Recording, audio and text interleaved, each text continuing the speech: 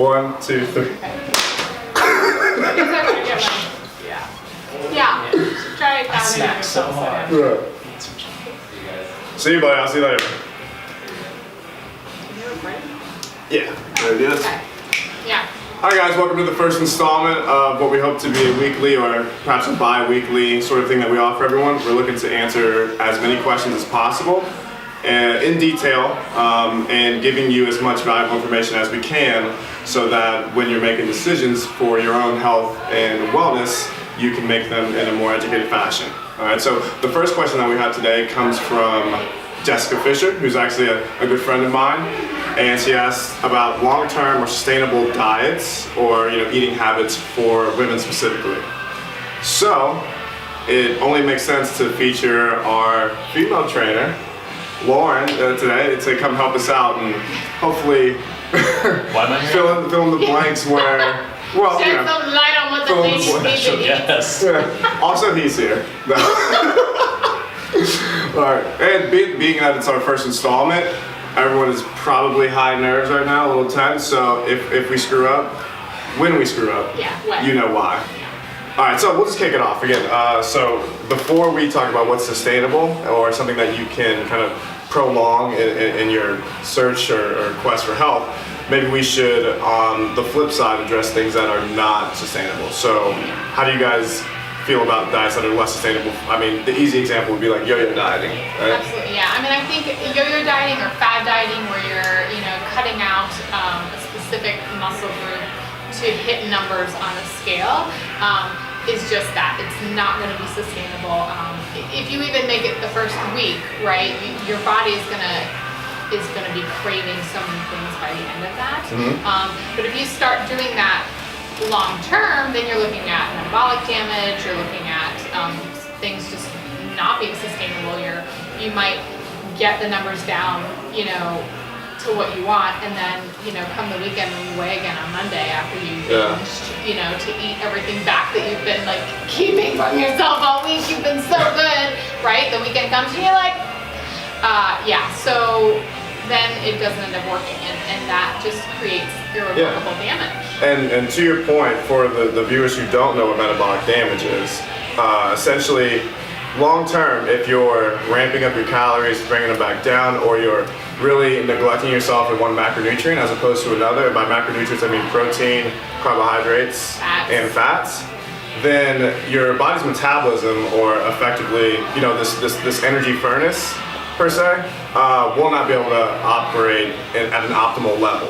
Okay, so meaning long down the road, if you still are having a diet that is nutrient dense, calorically balanced, but you're suffering from metabolic damage from years past or dieting habits of the past, then all these other constraints are in line. You're not going to see the expected outcome, right? Like your body won't be able to process those in a fashion that it should normally be able to, because the history that you have with eating choices. Right, I think that's important. So your body over time accumulates a kind of like a metabolic history, right? And so the processes in your body that will burn fat, carbohydrates, build muscle, all of that, they kind of go down a specific path. And when you're yo-yo dieting, or you're going back and forth with fad diets, and you don't have, or just extreme dieting, right? Where you're, like you said, where you're cutting out a major, like if you're going low carb or low fat, and you're cutting those things out, and so the diet pendulum is swinging way far toward one end, right? That creates, you're abusing the system a little bit, right? And the body's resilient, and it'll bounce back to a substantial degree. But if you're going from one extreme over to another extreme, kind of casting about, trying all of these different directions and all of these different gurus and all of these different types of diets in order to get the results that you want, over time there's a cumulative impact that has on your system, to where you become less able ultimately to get the results you want. It's more difficult to lose fat, and can become more difficult to lose muscle, and you can really dig yourself into a hole that, if you do this for a couple of decades or more, can be fairly difficult to back yourself out of. Yeah, I mean, even less than that, just doing that for a year alone, right, can be hard to back from. So it doesn't even have to be something that you've done, really long term. Yeah. Well, I think it stands without debate that we're pretty much not in favor of yo-yo dieting or fad diets. So back to the original question, right? The genesis of all this would be finding something that's sustainable. So I guess before we can't really pinpoint and pigeonhole something that is sustainable because every person is a little nuanced metabolically, right? Like and hormonally. Everyone needs to find what is appropriate for them. Kind of become your own science experiment. Try things, observe set results. Is it what you want? Cool. Is it not? Right. Change something. Right. All right. Yeah. So. As far as sustainability is concerned, a few key factors would be like adherence integrated to daily life. It has to be nutrient dense and calorically not so dense, I guess, in certain cases or not. Right. So let's talk about adherence to like a sustainable diet. So what are like some of the bigger factors you guys find with the people you coach and both with yourself, as far as you sticking with it? So I think that, depending on like where you're at, whether you're 20s, 30s, 40s, or 50s, I think you start asking this question when the yo-yo dieting has stopped working. So adherence and integrating the diet to your daily life, making it a lifestyle is really huge. And so that's kind of impossible to do when you are cutting out things that your body needs. So I think that the most important place to start would be figuring out what your body needs. Like, I know this may sound a little bit over the top to some people, but I suggest to my clients a lot to do a food log anytime they start with me, just for 5 days. Write down what you're eating, when you're eating it, how you feel before and how you feel after, because that can kind of give you, amidst your busy life and all the other things that you're trying to do, can give you a window into what your body actually needs. And the clients are given, I didn't mean to cut you off, but the people you're working with are given the freedom to kind of qualify these things or these meals and like how they feel based off metrics that they know, meaning like how do you feel?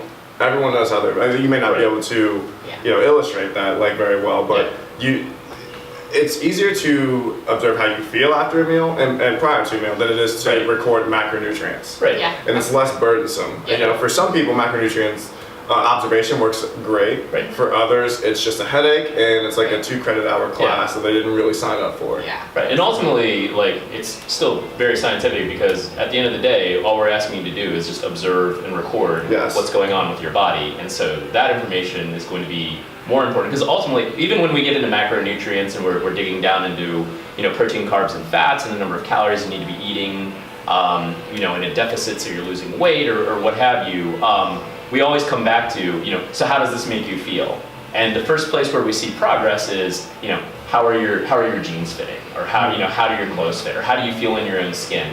Those Do you raw have more energy? sensations. Do you have more energy? Yeah. How's your hunger, right? Energy levels, your cravings, things like that. Those are questions that I ask in my coaching practice. I'm sure you guys do as well. That I tend to get a lot of open-ended yet valuable feedback, and it may not be enumerated, so it's not like a 1 to 10 or anything like that, but the information that I'm given from the people I'm working with is exactly what I'm looking for, and more importantly, it's something that they can start to observe trends with on their own, without my own guidance and like telling them you need to be looking for X, Y, and Z result from ABC input. They can start to have a better idea of, these foods make me feel better at this certain time, or I tend to crave these foods whenever I cut this out, so they can kind of start to interchange on their own, which ultimately is what we're doing. I mean, we train people for independence. The idea isn't that they always need us, otherwise you get this codependent relationship between the coach and client. So those things tend to work out best for me. Now, as far as setting clear goals, which that could be an entire other video cast. We'll do one on setting clear goals, lifestyle, and like knowing numbers. Even though we just did have a little bit of time where we spent, kind of devaluing, I guess, in a sense, keeping track of macros so intently. Yeah. If people are willing to, and for the few that I find, it's a minority, but for the minority of people that it does work really well for, let's kind of dive into that a little bit. Let's expound on. So with your coaching clients and their use of macros and their understanding of it as it relates to themselves, what have you seen as far as like trends or, when you try to implement certain changes, does that work or? So I think, with my clients, which are, I'd say 99% female, every single macro goal that I give each of my clients is different, and that's simply based on their age, what their goals are, where they are right now in relation to their goals, and the kind of symptoms that they are experiencing in their lifestyle that are also kind of adding to this, like lack of sleep, high stress, or maybe they're looking to, think about the future in terms of fertility. Maybe they're looking to just simply be able to keep up with their kids, But I think that healthy fats are huge. I think a lot of times people come to me and they say, I need to lose weight, so I should cut fat, right? Or I should cut carb. And I think that when you maybe have some underlying things going on, like PCOS or endometriosis, diverticulitis, any of those kinds of things, like I think that, or celiac disease, gluten intolerance, I think that there can be a reason and an argument for limiting the kinds of processed whole grains that you consume. I don't think there's ever a reason for low fat because it's loaded with so much junk. I think you just should moderate the healthy full fats that you are eating. And I find that that's pretty important with women, moderating those healthy fats, because it's often less the carbohydrates for my clients and more that they're going way over on carbs or way over on fats together, and you can't really do both of that. I also tend to be a proponent of carbohydrates being seen as fuel for your day, for your workout, and so you eat them for when you need them. Burn your carbs. Yeah, you eat your You eat your carbs for when you need them. So whether it's morning, pre-workout, or post-workout, or you've had a day where you haven't been able to grab all the nutrients that you need, then you absolutely should have some of those before bed or with dinner, because as long as it's clean and not loaded with sugar and junk, because otherwise you're going to wake up the next morning thinking that everything is done and it's a new day, but your body's going to be trying to make back what you didn't give it yesterday. And I guess so far what we've covered would be mainly the beginning stages, right? Or like the planning element of these changes that you're trying to make for whatever reason. So let's talk more about the implementation of it. Do you suggest people look into meal planning? And by people, I mean everyone who's viewing this video, as well as the clients that you coach. Do you like to have them follow like a meal plan either that you write or that they kind of write and observe and like break out? They spend the day just doing it all at once. Like, I mean, I've suggested everything because everyone has different demands as far as like their lifestyle and schedule availability. So for you, I mean, what works as far as having your clients? What do you get the most like adequate like follow through with? I think in general, it's a little bit like food logging at first. I mean, these are new habits. There's a little bit of an initial learning curve.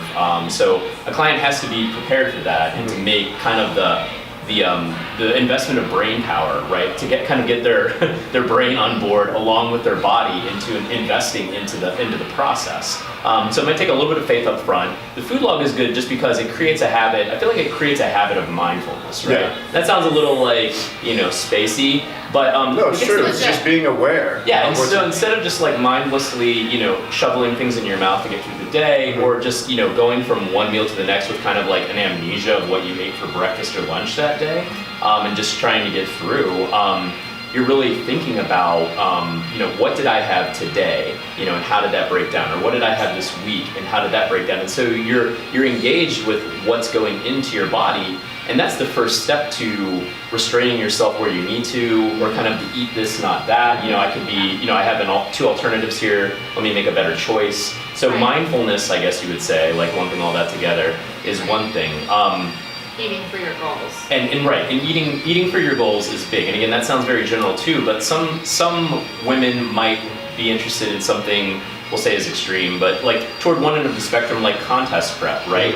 Where that's going to have a completely different set of goals. It's going to be a lot more rigorous to nail those macronutrient numbers than it would be for somebody who just wants to lose a little bit of weight and kind of tone up and all of that kind of thing.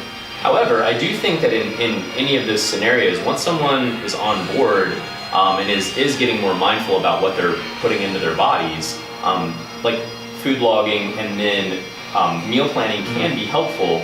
And there's a couple of different ways that can break down, right? So meal planning can be, I have X number of calories per day. I'm trying to hit if it's 0.8 grams of protein per pound of body weight or something like that. They might have specific foods, right, and specific measurements that they're trying to hit. And that can be helpful for really basically just taking a lot of the mental heavy lifting out of the process. And so you wake up one day, you look at your meal plan and you say, okay, that's what I'm eating. And there's really no question. It can help with grocery shopping as well. Or you can go the route of giving somebody a basket of foods. So all right, so these are your starchy carbs, or these are your cruciferous vegetables like broccoli or something like that. This is, pick a food from this, pick a food from this, pick a protein, pick a fat, and go. And so then they have some freedom, within those different baskets to choose what they want to eat. And so I feel like some structure, kind of summing all this up, some structure is very important, because if you don't have a way to measure and really quantify or get kind of into the concrete aspect of what your diet should look like day to day, things just tend to get blurry and vague, and it's difficult to adhere to your diet over the long term. And on the inverse, if it's too structured, then it just feels too restrictive, and it's much more of like an assignment than it is like food. And you really should be enjoying food and the experiential qualities around that, right? Yeah. So as it relates to implementing these things and reviewing yourself, right, and checking the progress thereof. Easy key factors to check would be hunger, like energy levels, cravings, sleep, right, your stress levels, how are your workouts going. These are all self-perceived feedback measurements that you can use to really check the efficacy of the changes that you're looking to apply to your life, right? Do you guys agree? Absolutely. Are there any other ones that you can think of that maybe we haven't gone over yet? I think the only other thing that I would add to it is if you are a woman in your 20s or 30s and you are thinking about having a family at some point, I think folic acids are definitely really important. Making sure that you have devised a meal plan that is not long-term restrictive of healthy fats or protein. And I think that seeking help is probably one of the biggest things that I would say. I myself had kind of just gone through different periods of my life, whether it was contest prep or having lots of digestion issues, and then also thinking about fertility. And even as a professional and as a trainer, I hit my end and I had to enlist help. And you learn a lot. You learn a lot about what your body specifically needs. I think that is probably the most freeing, because we live in a society where there's so much on Instagram, there's so much on YouTube, there's so much everywhere, and we find ourselves engorging it, just constantly scrolling through, oh, I need this, oh, I need this, I need this, and at the end of the day, you're like, well, I can't do all of this, and you just give up, right? And we just stay exactly where we are. So if there's anything that I can add to that, it would be, to reach out, and don't be discouraged if the first person you reach out to doesn't get it or doesn't meet your needs. Move on to the next one. Andrew, you have anything to add to that? So instant gratification. So everyone's very focused on instant gratification, social media, all of the different ads, like one weird trick, things like that, make it seem like kind of attaining the body you want and the results that you want is something that should happen at a really rapid pace, right? Yes, and it's something that you you're entitled to, and that you should have yesterday. Or in a confined time frame, right? Like 8 weeks, 21 day fix. And I think that things like The Biggest Loser, probably, which I've never seen. Maybe I should. It's horrible. Okay. It reinforces that. So that's actually something that's really pervasive in our culture overall. You put yourself in this special kind of almost like an altered reality where you have tight conditions where you do X, Y, and Z, and then you get these amazing results. You throw up a before and after pic on Instagram or whatever. You get the adulation of your peers, and people many likes. Yeah, people are commenting about whoa, what have you been doing? All of that. And it's all very gratifying. It feels great. Then the question is, what is it that you do after that? You get up, you reach that pinnacle, and then what? Right? when you wake up that next day, like what is it that you're going to do, right? And if you don't have a process in place, No structure. then things will inevitably fall apart, as we see so many times. In fact, there have been like studies on The Biggest Loser. It's like what happens to these people afterwards. Most of my metabolic damage. Right. Parlay on what we were Yeah, talking and so about it's a little bit of like, it's almost like a circus sideshow, like when it comes down to it, because they're going down into these up into these huge peaks, and then they plummet back down into these huge valleys, but nobody ever sees the aftermath of that. So bottom line is we don't want that to happen with our clients. We don't want that to happen to you. And so enlisting the help of a coach, I think, is so crucial here, because if you find an individual, certainly not every trainer or coach is like this. In fact, I would hazard to guess that most coaches and trainers at this point in the game are not really plugged into this. But somebody who is tied into helping you with habit formation, healthy habits around sustainable dieting, nutritional counseling, who can consult with you on things like this, is going to be pivotal to long-term success. So. Yeah, absolutely.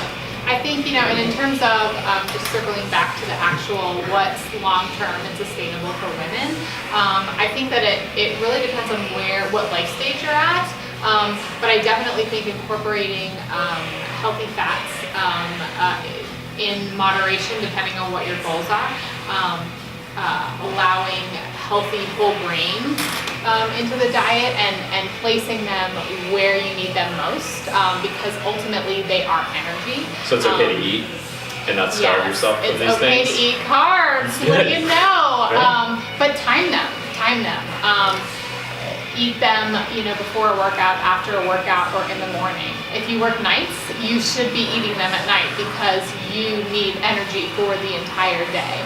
And obviously clean, lean protein. I think if you are at a loss of what this means for you, you should definitely seek a professional who is experienced in women's health specifically, because again, going back to what life stage you're in, folic acid plays in, calcium plays in, eating for fertility can play in. If you have endometriosis, PCOS, anything like that, the right diet can literally completely change your quality of life for the better or for the worse. Yeah, so I think I can speak for all of us when I say that we shun and look down, not really look down, but we do not advise you to go on any type of like yo-yo diet trend or something that you just pick up in a magazine, right, as you're at the conveyor belt of the grocery store. Typically that is not going to be what's best for you. I mean, it can be, it's not guaranteed, but we highly advise you to seek out the help of a professional coach, whether it's a dietitian or just a trainer that's kind of tapped in to some of these things that we touched on. So, Jessica, I hope that we answered your question. In short, right, so we're looking for a long-term sustainable diet. We addressed which of those were not sustainable, all right, so the anti, and then some of the more qualitative components of a sustainable diet. We did somewhat tailor this conversation for women in a way, but it's honestly applicable both ways, right, for both men and women. So thank you guys for tuning in with us. Thanks. Hopefully we answered your question. We do look forward to getting more, so please in the comments hit us with more of your questions. And you can also email us at theshow@ptpluswellness.com. And you can reach out to us all on social media. Our handles will be in the show notes as well. And we look forward to seeing you next time. Thanks for helping us out with the first one. And nailed it. Oh, wait. 1, 2, 3.